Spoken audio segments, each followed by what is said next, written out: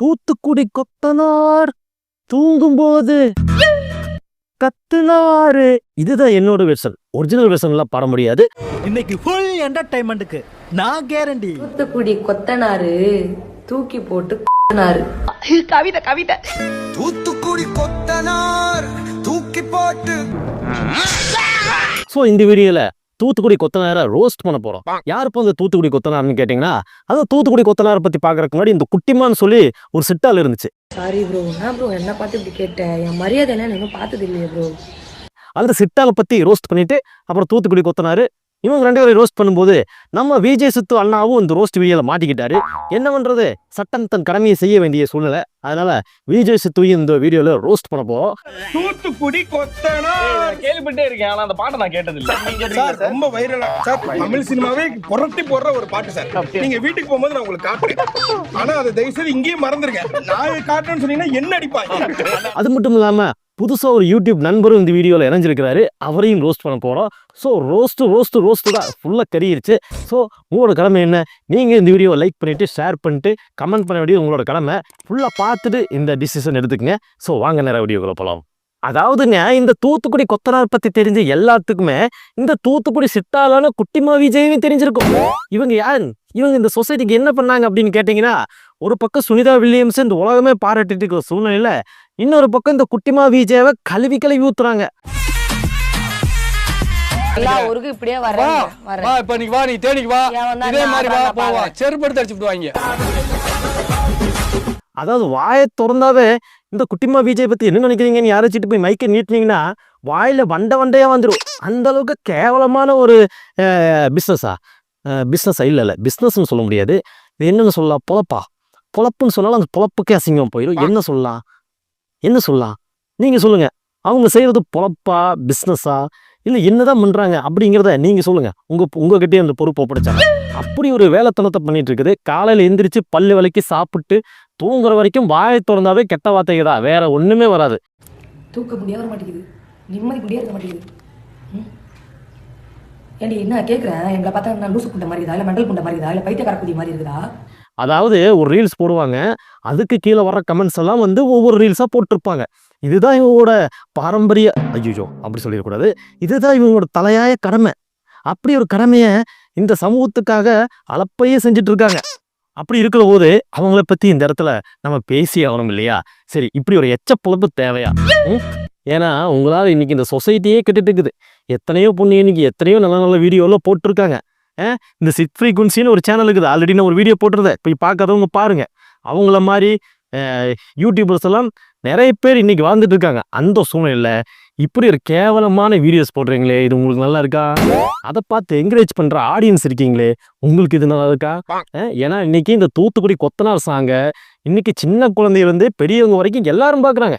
தூத்துக்குடி கொத்தனார் ஒரு song trend ஆகுதுன்னா அது என்னன்னு தெரிஞ்சுக்க போய் ஒவ்வொருத்தரும் ஆவலாம் ப்ரௌசரில் உட்காடுறாங்க பார்க்கணும்னு சொல்லிட்டு. இன்னைக்கு ரீல் சாதாரணமாக தட்டும் போது தூத்துக்குடி கொத்தனார்னு வருது.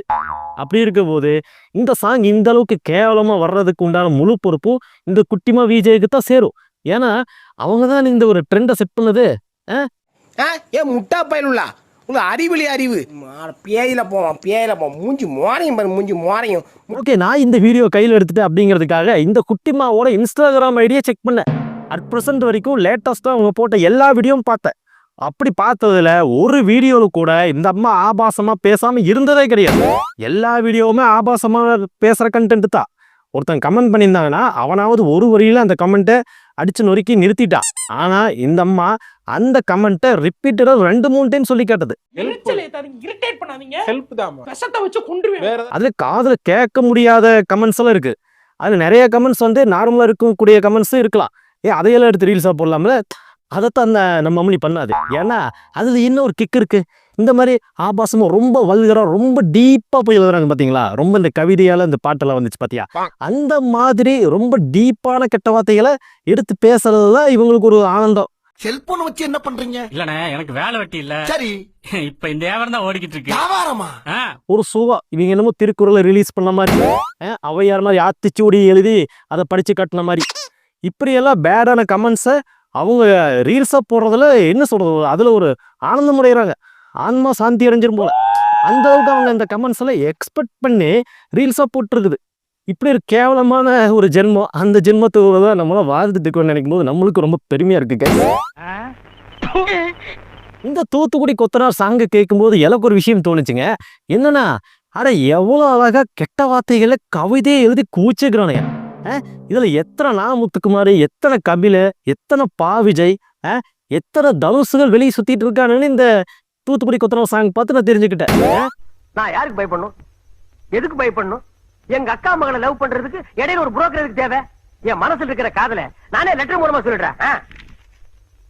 அக்கா மகளே இந்து.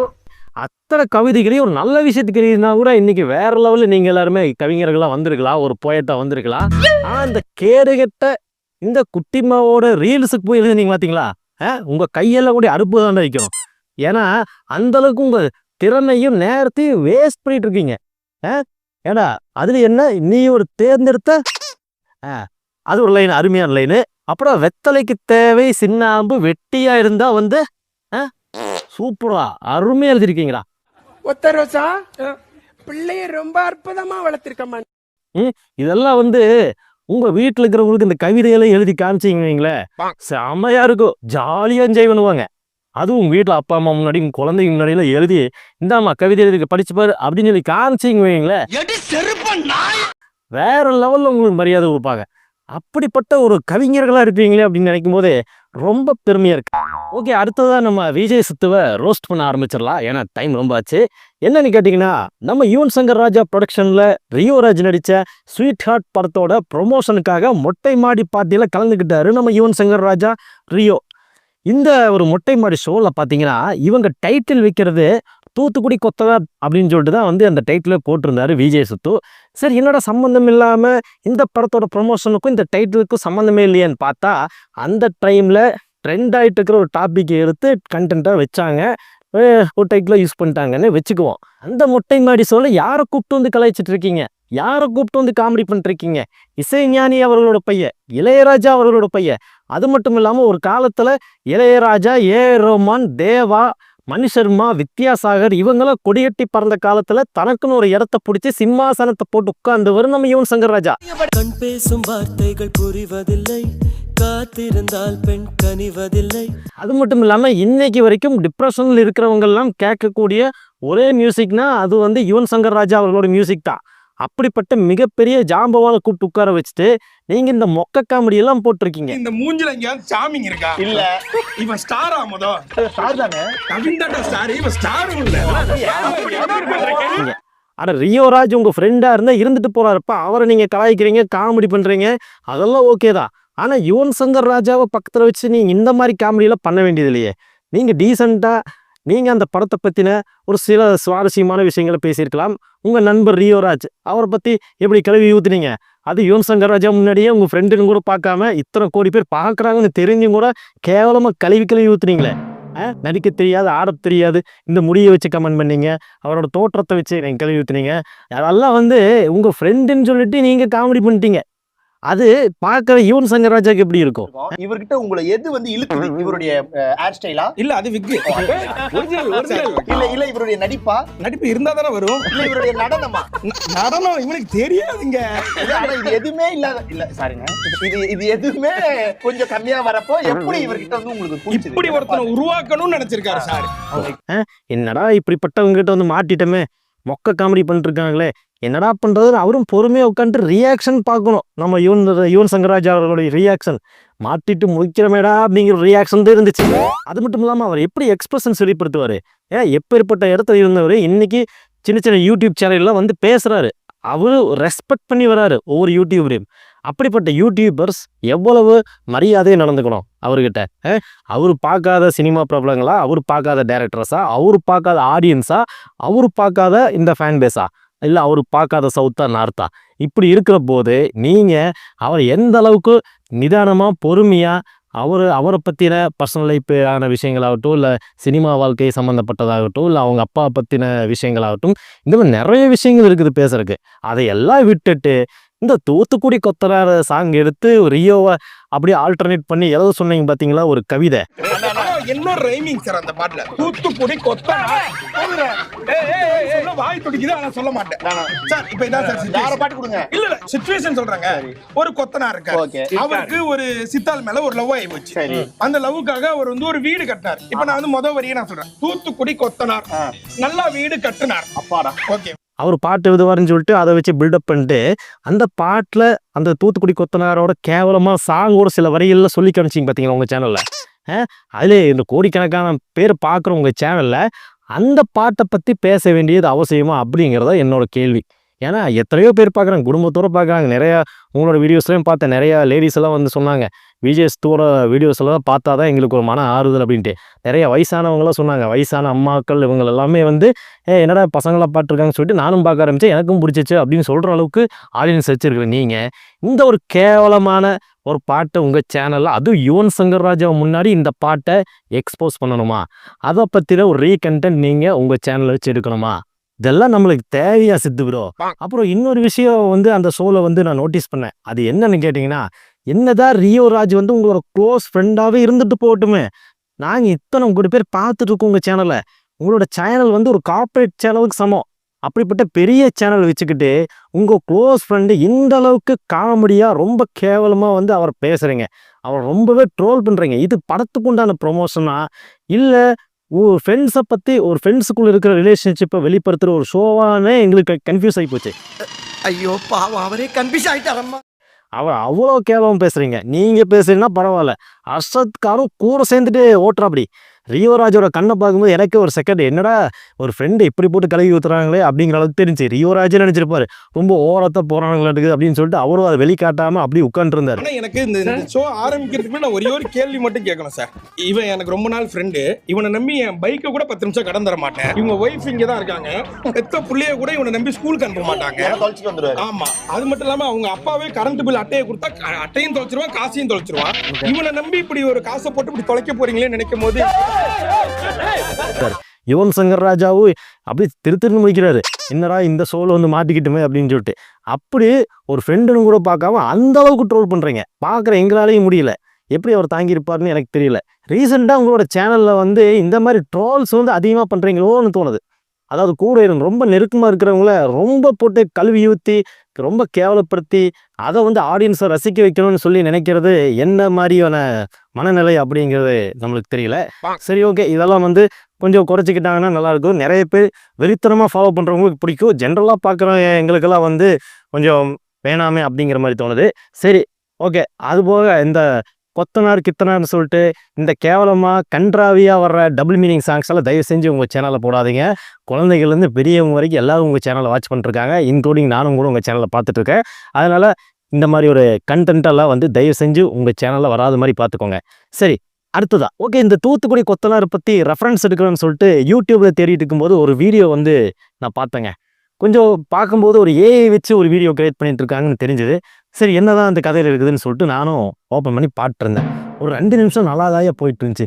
திடீர்னு பார்த்தா அது 18+ கண்டென்ட்டாக மாறிடுச்சு. மணி 12 இருக்கும்.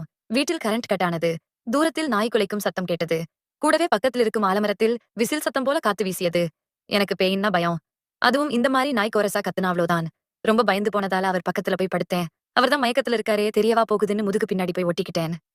நீங்களே சொல்லுங்க, புருஷன் இறந்த பிறகு நம்ம கஷ்டம் புரிஞ்சுக்கிட்டு நமக்கு துணையாகவும் காவலாகவும் இருக்க ஆம்பளைய யாருக்கு தான் பிடிக்காது? என்னன்னு பார்த்தா இவனுக்கு ஏஐ வச்சு ஒரு ஸ்டோரி எழுதி அந்த ஸ்டோரியை வந்து ஒரு பொண்ணு பேசுகிற மாதிரி வீடியோவை கிரியேட் பண்ணி பேக்ரவுண்டில் அந்த செட்டப்பெல்லாம் அப்படியே வச்சு விட்டு நான் நார்மல் கதை மாதிரியே போகுது. அதாவது ஒரு சீரியல் பார்க்குற மாதிரியே கொண்டு போனானுங்க. திடீர்னு பார்த்தா 18+ ஆயிடுச்சு. எனக்கு என்ன பண்ணுறதுன்னு தெரியல. டக்குன்னு அந்த வீடியோவை க்ளோஸ் பண்ணிட்டு வெளியே வந்துட்டேன். இப்படி இந்த மாதிரி இன்னும் வந்து இந்த ஏஐ வச்சு எந்தெந்த அளவுக்குலாம் வந்து 18+ கண்டென்ட் எடுக்கணுமோ அது எல்லாமே வந்து பண்ணிட்டு இருக்கானுங்க. அதுலேயும் பார்த்தீங்கன்னா மோஸ்ட் ஆஃப் த பீப்புள், அதாவது இந்த படிக்காத மக்கள்லாம் இருப்பாங்க பார்த்தீங்களா, அவங்கெல்லாம் என்ன நினச்சிக்கிறாங்கன்னா வந்து இது வந்து ஒரு பொண்ணு தான் இந்த வீடியோ போடுது, இது வந்து ஒரு பொண்ணு தான் பேசிகிட்டு இருக்குது, ஒரு பொண்ணு தான் தொடர்ந்து இந்த கண்டென்ட்டை போட்டிருக்குதுன்னு சொல்லிட்டு அது தெரியாமே வந்து அந்த சேனல் சப்ஸ்கிரைப் பண்ணி அதுக்கு லைக் பண்ணி கமெண்ட்ஸில் இப்போ வரைக்கும் போட்டிருக்காங்க. அது 18+ இருக்கட்டும், இல்லை வேறு ஏதாவது சீரியலாக இருக்கட்டும், என்னவா இருந்தாலும் சரி, நல்ல விஷயமா கெட்ட விஷயமா அறியாமையால் ஒரு பொண்ணு தான் பேசுது, இல்லை ஒரு பொண்ணு தான் கண்டென்ட் போடுது அப்படின்னு சொல்லிட்டு சப்போர்ட் பண்ணிட்டு அந்த கதையில் அந்த ஸ்டோரி லைனில் வர விஷயங்களுக்கெல்லாம் பதில் சொல்லிட்டு இருக்காங்க. அப்படியெல்லாம் வந்து மக்களை ஏமாத்திட்டு இருக்கானுங்க இந்த ப்ராடு பசங்க. ஓகே, இந்த தூத்துக்குடி கொத்தனார் சாங்கை கேட்கும்போது அப்படியே அனிருத் பண்ண மாதிரி இருந்திருக்குமே. அனிருத்தெல்லாம் பாடல, கம்ப்யூட்டர் தான் பாடி இருக்குது. சுனோ ஏஐ அப்படிங்கிற ஒரு வெப்சைட் மூலமாக தான் வந்து இந்த சாங் வந்து கிரியேட் பண்ணியிருக்காங்க.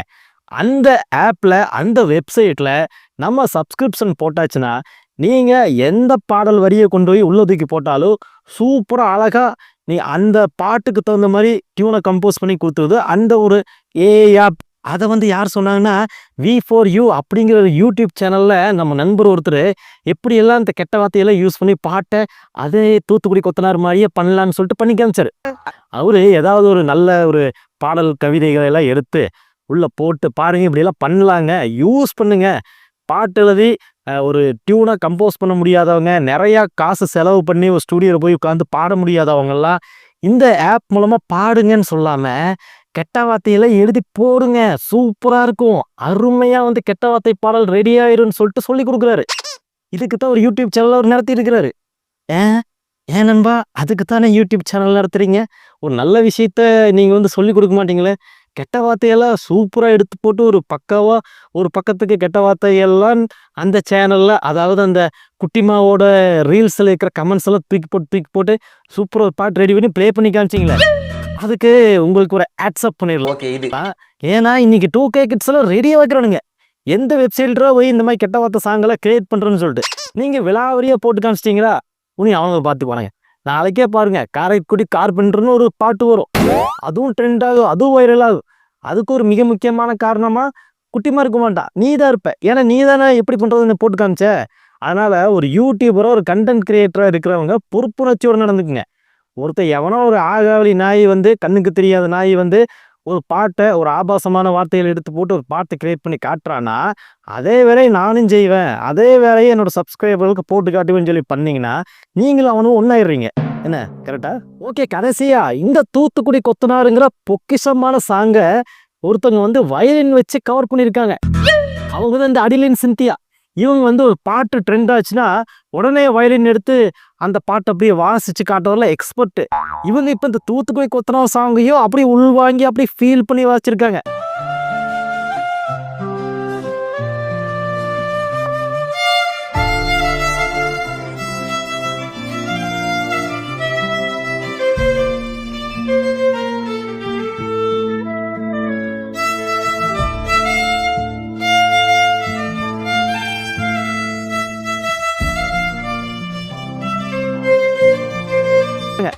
அவங்க அப்படி ஃபீல் பண்ணி வாசிக்கும்போது அந்த பாடல் வரியெல்லாம் அப்படியே மனசுக்குள்ளே வந்துட்டு தானே போயிட்டுருக்கோம். எப்படி அதை ஃபீல் பண்ணி வச்சுருப்பாங்க, அதுதான் எனக்கே டவுட்டாக இருக்குது. ஒரு பாட்டு ட்ரெண்ட் ஆகுதுன்னா அது என்ன பாட்டாக இருந்தாலும் சரி உடனே எடுத்து இன்ஸ்ட்ருமெண்ட் எடுத்து வாசிச்சிட வேண்டியதுதான். அது அப்படியே ட்ரெண்ட் ஆயிரும்ல. பார்க்குறவங்களுக்கும் அதை கேட்குறவங்களுக்கும் அந்த வார்த்தைகள் அப்படியே உள்ளே போயிட்டு வெளியே வரும்போது அப்படியே பரவச நிலை அடைஞ்சிடும்ல. அதுக்காக வந்து அவங்க இந்த வயலின் இன்ஸ்ட்ருமெண்ட்டை வச்சு சூப்பராக தூத்துக்குடி கொத்தனாருங்கிற சாங்கை பெருமைப்படுத்தினாங்க. அதுக்கு அவங்களுக்கு ஒரு நன்றியை சொல்லிக்கலாம்.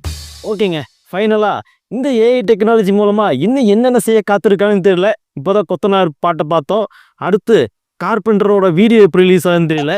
அந்தளவுக்கு ஒரு எக்ஸ்பெக்டேஷனையும் கிளப்பி விட்டுருக்கானுங்க. ஏன்னா இந்த உலகம் அழிய போகிறது கன்ஃபார்ம், அது இந்த ஏஐ மூலம் தான் அழியும் போல இருக்குது. அந்தளவுக்கு ரொம்ப மோசமாக போயிட்டு இருக்கானுங்க. சரி, இந்த ரோஸ்ட் வீடியோ பற்றி நீங்கள் என்ன நினைக்கிறீங்க அப்படிங்கிறத மறக்காமல் கமெண்ட் பாக்ஸில் பதிவு பண்ணுங்கள். கல்வி ஊற்றினாலும் சரி, சப்போர்ட் பண்ணாலும் சரி. இந்த வீடியோ பிடிச்சவங்க மட்டும் லைக் பண்ணுங்கள், சப்ஸ்கிரைப் பண்ணி அடம் பிடிக்கிறவங்க சப்ஸ்கிரைப் பண்ணுங்கள். மீண்டும் அடுத்த ஒரு இன்ட்ரெஸ்டிங்கான ஜாலியான வீடியோவில் சந்திக்கலாம். நன்றி, வணக்கம்.